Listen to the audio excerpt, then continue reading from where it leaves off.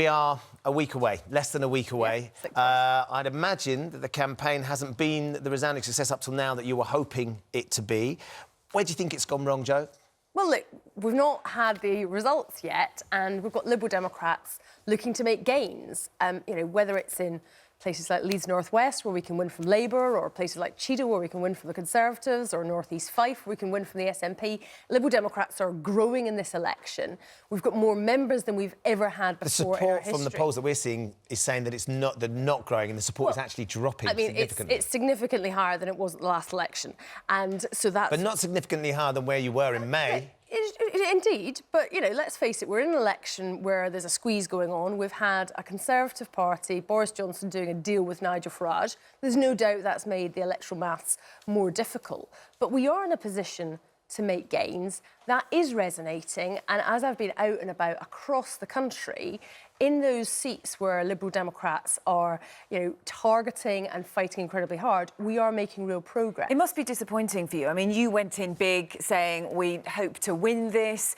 What was it, do you think? Do you think it was that overconfidence that put people off? Do you think it was maybe a mistake to go and say that your main policy was to revoke Article 50? Look, Liberal Democrats, we want to stop Brexit. We think remaining in the EU is going to be better for jobs, better for our NHS and public services, better for our environment. And so we're standing up for what we believe in. And let's face it, 6 million people signed a petition to revoke Article 50. There are millions of people in the country who want to stop Brexit. And I think it's right that they have the choice so why aren't to they vote for that. Why aren't they thinking about voting for you? Many of them are. Ben was saying about the polls, though, May the 31st, it looked like you were on about 24%, according to one poll. Now, 11 to 16 on, you know, the highest estimates. So that's a considerable drop. There's certainly the case that when you have the volatility of a four-party election in a first-past-the-post system, then, you know, that ambition, I think, was absolutely right. But we have seen the Brexit Party basically do this deal with the Conservative Party. You know, Boris Johnson is now Nigel Farage's candidate to be Prime Minister, and that has consolidated that Brexit vote around Boris Johnson. It tells you something about how hard that Brexit is going to be under Boris Johnson, how damaging that will be, that Nigel Farage is happy. But you've made alliances as well. You've made alliances with the Remain parties, but it seems like some people are suggesting that actually you're not going far enough because you could end up dividing the result against some Labour politicians who we know are looking for a second referendum if they were to get power. And it's an interesting thing, isn't it? Because suddenly you're in a position where, despite the fact that the traction might not be there for the Lib Dems, you could be holding the balance of power if it came to some sort of coalition. If that were the case, and if Labour could go into power in a relationship with the Lib Dems, would you be willing to support them if Jeremy Corbyn was the Prime Minister?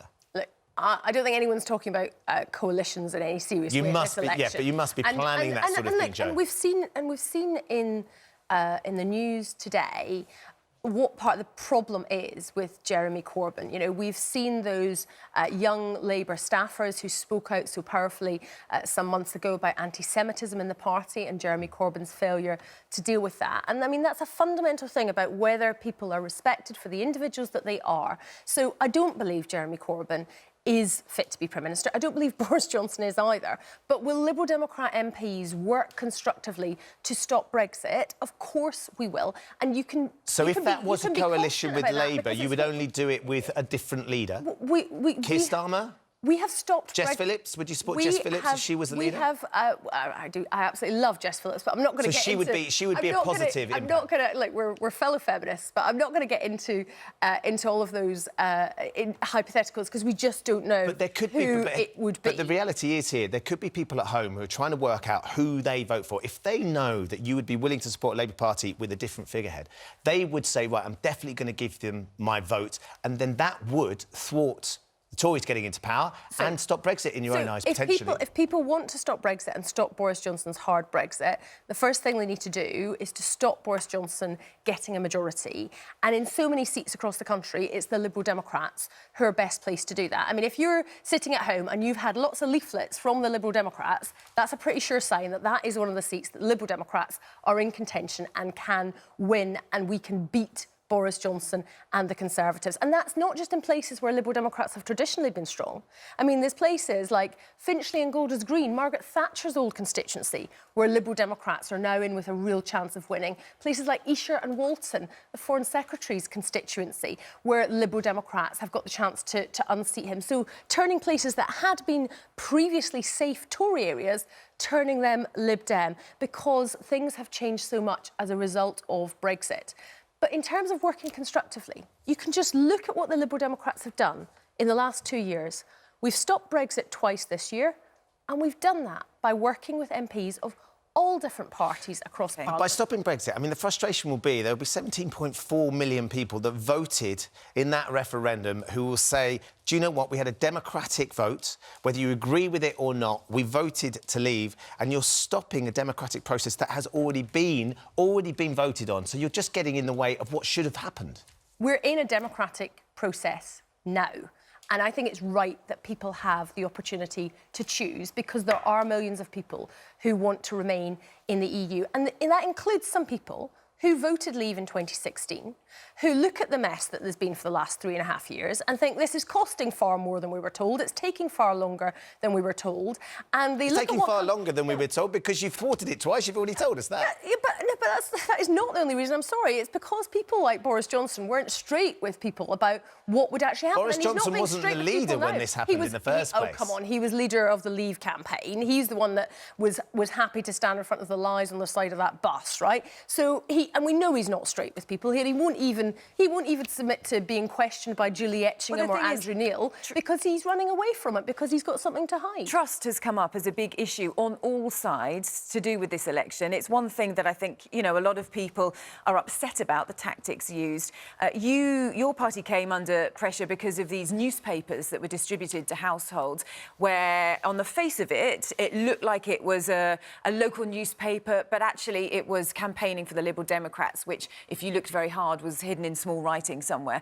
I mean, do you regret the use of these tactics? Because this was criticised, because for those people who weren't looking closely enough, they would have been fooled into thinking that it was one of their local newspapers. I'm a bit baffled as to why this is a story. I mean, Liberal Democrats and other parties, I mean, the Conservatives have been putting these out as well, have been doing this for decades, as well as putting out leaflets that are in full colour, as well as putting out material to people that are letters. You also have things which are published in as underhand, though. It's not, I mean, it's pretty clear. So it's OK to do it, you think, because everybody else does it? Look, when you pick one of these things up, Charlotte got one through the door. We did. It's not clear. It is not at all clear. I mean, you have to look very hard to know, and there'll be some people who wouldn't have looked and would have just assumed that it was one of their local newspapers coming through their door. Different people like to receive messages in different ways, and all political parties employ a wide range of these methods, whether it's newspapers, whether it's newsletters, whether it's emails, whether it's advertising. But saying everybody does it doesn't mean it's right. I've always assumed that Lib Dems were above that sort of thing. I always like to think the Lib Dems would be there. They were the party of credibility. We could trust what they were saying. As Charlotte was saying, trust in politicians and what they're saying is at an all-time low. And you're kind of passing this off like this is something that we've already done. We had the president of your party on this programme apologising for some misleading quotes that were put on pamphlets early in the campaign. Equally, we've had your education spokesman turning around and saying, oh, do you know what, everyone does it, so we're not as bad as them and we've all got to do it. It's just so underhand. It blurs the line, Jo. And you have to agree, when trust is so low, we need you to be above that sort of thing. Look, where there's something which has wrongly been put in a leaflet, it's absolutely right that an apology is made. Look, nobody is perfect, and when you're producing millions of leaflets in a campaign, I'm not going to suggest that there's no mistake ever made. But I am going to say... But those mistakes mislead people. No, as I say, putting things out on a newspaper format that's engaging to read, that's written in the style of news stories, it's just a different way for people to consume. But written in a style, you have to admit, it's written in a style, as you were admonished by the local press, it's written in a style that would suggest that it's been journalistically fact-checked, as opposed to saying this is a bit of Lib Dem propaganda. We are writing things from our manifesto. It's written in a way that someone might read it and think, oh, OK, my local newspaper says this is a really good policy, maybe they'll be the party I support. Well, I mean, I've been putting these out in my constituency under, I put out a Focus newsletter, which has local news. I put out the Eastern Bartonshire Standard, which has local news. So you still stand by these things? I mean, I have to say, I think they were just part and parcel of political campaigning.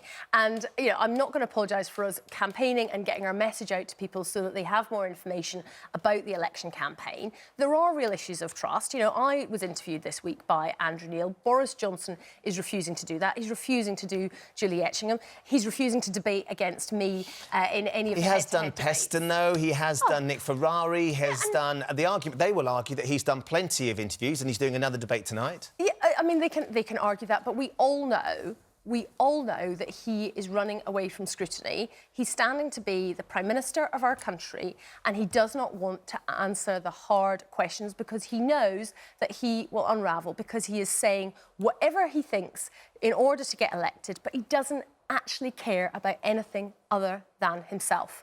And the more that people see of that, the more that is exposed, the more that people are going to want to make sure they don't give Boris Johnson a majority, and that's another reason why people should vote Liberal Democrat. Let's not concentrate on Boris for a moment, but for you, though, Jo, next week, what would be success? What's a marker of success?